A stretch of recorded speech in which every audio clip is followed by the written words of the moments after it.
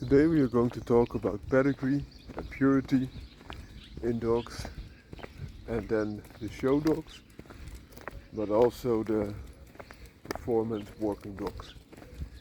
Because there's in my opinion, a misconception, to say it briefly, that if you don't have a show type of dog, but more of a performance type of dog, and you prefer performance over form, that you don't have standards, therefore also are not interested in pedigrees or purity of a dog.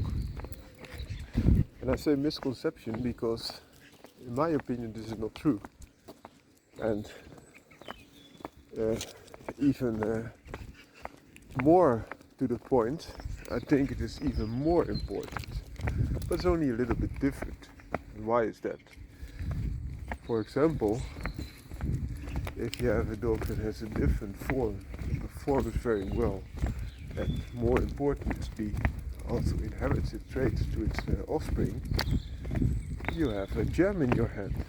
Because for a dog to perform in a show ring, you only need to look pretty, whereas a dog that needs to perform as a working dog, you need a dog that has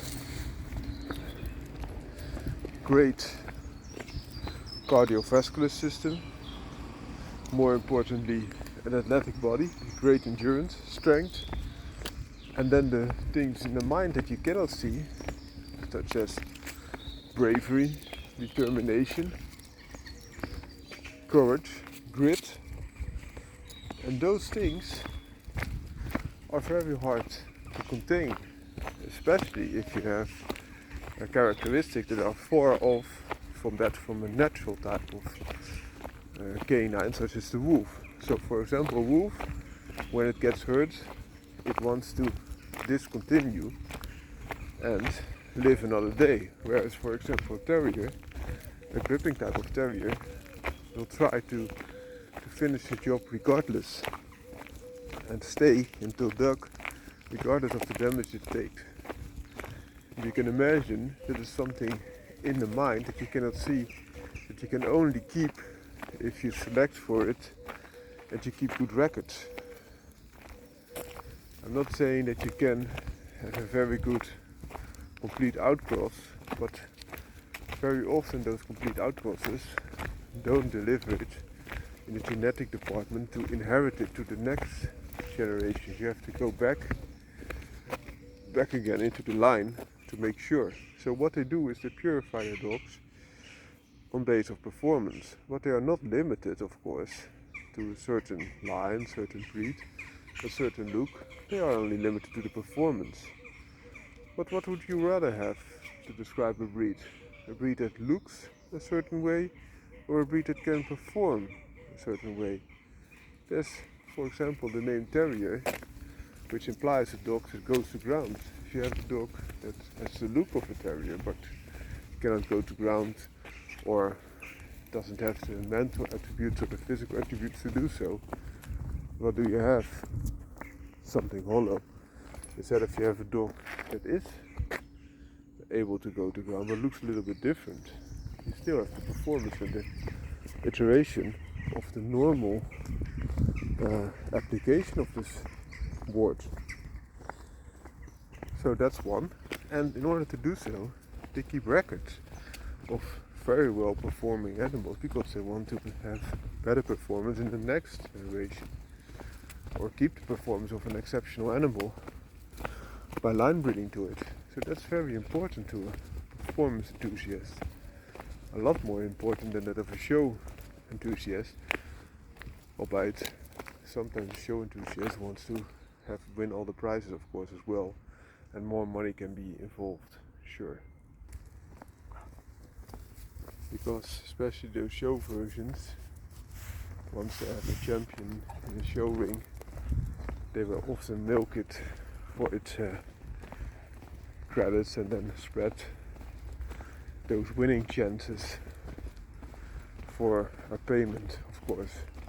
This can also be a part of the working community. Once the dog has proven itself. Oftentimes they are retired for work, so that they, especially if they have enormously dangerous work to do, in order to make sure that they are not lost and they are not dying in the harness, in the armor, so to say. It's a Dutch expression. They are not dying doing their job, but instead are able to pass their traits to the next generation again. So that's very important.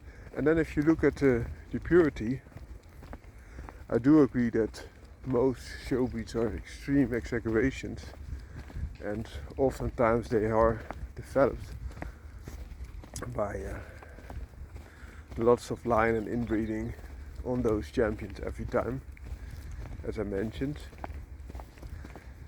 So the genetic diversity and thereby the purity, as some people might say it, would be higher, but in this case it's purity combined with a lot of genetic defects, whereas there are performance lines of bull and terriers that are, in my opinion, at least as pure, a lot more pure, I would say, but they are purified on performance elements. So as I mentioned, it's very hard to get traits to go on despite all adversity, but by line breeding and sometimes also a little bit of inbreeding, they are able to have higher consistency in the next litters. And what they then do, when they get some inbreeding depression, they go for an out again from another line that is enormously tight line bred very often, and could add to the pool again. And also very often they already know that these two lines have a good click and can supplement each other very well, and then they are brought back and the lines are purified on the line again. So for the example of the American Pit Bull Terrier, very often those outs are just other lines of American Pit Bull Terrier. For the working Fel Terrier, those outs are often another breed. So for example, within the Fel Terrier family, so for example a Patterdale with a Lakeland Terrier, or a Border Terrier, or a German Hunting Terrier, or something along those lines. But they can also be bred within the breed. So for example, this little guy is a combination of two Patterdale lines. On the top he's boot,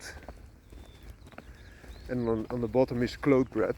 So two very renowned Patterdale lines are now combined in this first generation again. So in my opinion, purity, especially if you take into consideration performance and also consistency, can be a lot higher in working breeds, especially in the mindset that they have. Well, I hope this was insightful. Have a great day. Dog on a leash is my almost 2-year-old Patterdale Terrier Estacado. Have a great day.